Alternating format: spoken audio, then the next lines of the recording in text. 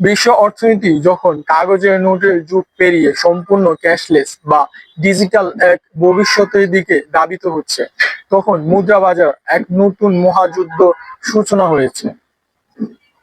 একদিকে রয়েছে অনিয়ন্ত্রিত স্বাধীন ক্রিপ্টোকারেন্সি, আর অন্যদিকে বিশ্বজুড়ে কেন্দ্রীয় ব্যাংকগুলো নিয়ে আসছে তাদের নিজস্ব সমীকরণ, যা সেন্ট্রাল ব্যাংক ডিজিটাল কারেন্সি বা সিবিডিসি নামে পরিচিত।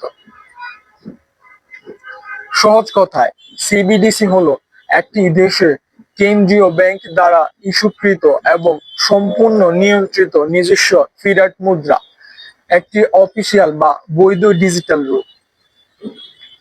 অর্থাৎ আপনার পকেটে থাকা কাগজের 100 টাকার নোটটি যে আইনি মূল্য রয়েছে, কেন্দ্রীয় ব্যাংকে ডিজিটাল ওয়ালেটে থাকা 100 টাকার সিবিডিসির মূল্য ঠিক সমান। এখন স্বাভাবিকভাবেই প্রশ্ন জাগে, ক্রিপ্টোকারেন্সিও যদি একটি ডিজিটাল মুদ্রা হয় এবং সিবিডিসিও যদি ডিজিটাল রূপ হয়, তবে এই দুটির মধ্যে আসল পার্থক্যটা ঠিক কোথায়? এই দুই ব্যবস্থার মধ্যকার সবচেয়ে বড় এবং প্রধানতম পার্থক্য লুকিয়ে আছে এর নিয়ন্ত্রণ ক্ষমতা বা সেন্ট্রালাইজেশনের মূল কাঠামোর মধ্যে।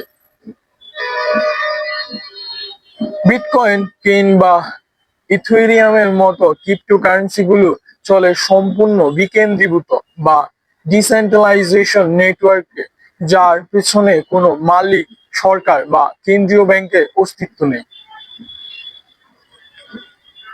অপরদিকে সিবিডিসি হলো সম্পূর্ণ কেন্দ্রীভূত বা সেন্ট্রালাইজেশন এক ব্যবস্থা, যার একক নিয়ন্ত্রণ, নজরদারি এবং ইস্যু করার ক্ষমতা থাকে একমাত্র দেশের কেন্দ্রীয় ব্যাংকের হাতে। দ্বিতীয় বড় পার্থক্যটি হলো আস্থার জায়গা এবং আর্থিক স্থিতিশীলতা, যা সাধারণ মানুষের লেনদেনের নিরাপত্তাকে সরাসরি প্রভাবিত করে।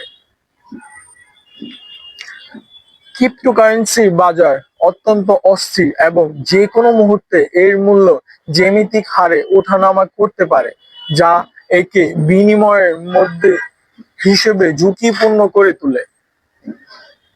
কিন্তু সিবিডিসি এর মূল্য সব সময় স্থির এবং দেশের মূল ফিয়াট কারেন্সির সাথে সমতায় থাকে, কারণ এর পিছনে স্বয়ং রাষ্ট্র এবং সরকারের আইনি গ্যারান্টি বা ব্যাকআপ থাকে। প্রযুক্তিগত দিক থেকে ক্রিপ্টোকারেন্সি যেমন সম্পূর্ণ উন্মুক্ত বা পাবলিক ব্লকচেইনের উপর ভিত্তি করে কাজ করে, যেখানে যে কেউ লেনদেনের ইতিহাস দেখতে পারে। সিবিডিসির ক্ষেত্রে কেন্দ্রীয় ব্যাংকগুলো সাধারণত প্রাইভেট বা পারমিশন ব্লকচেইন ব্যবহার করে, যেখানে লেনদেনের সমস্ত তথ্য এবং নিরাপত্তা কঠোরভাবে ব্যাংকের অধীনে গোপন থাকে।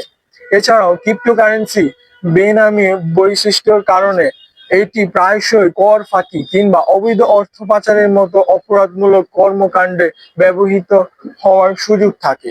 কিন্তু সিবিডিসি এর ব্যবস্থায় প্রতিটি একক লেনদেন কেন্দ্রীয় ব্যাংকের নিখুঁত ট্র্যাকিং এর আওতায় থাকে, যা আর্থিক জালিয়াতি এবং কালো টাকা সাদা করার পথকে চিরতরে বন্ধ করে দেয়।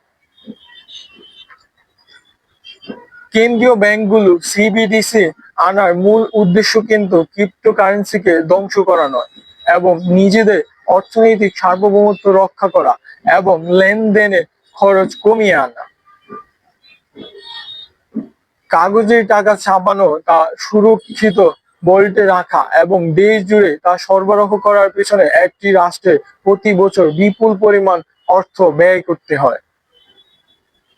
সিবিডিসি বা সেন্ট্রাল ব্যাংক ডিজিটাল কারেন্সি এই বিশাল পরিচালনা ব্যয়কে এক ধাক্কায় প্রায় শূন্য কোটায় নামিয়ে এনে পুরো ব্যাংকিং চ্যানেলকে বুস্ট করতে পারে।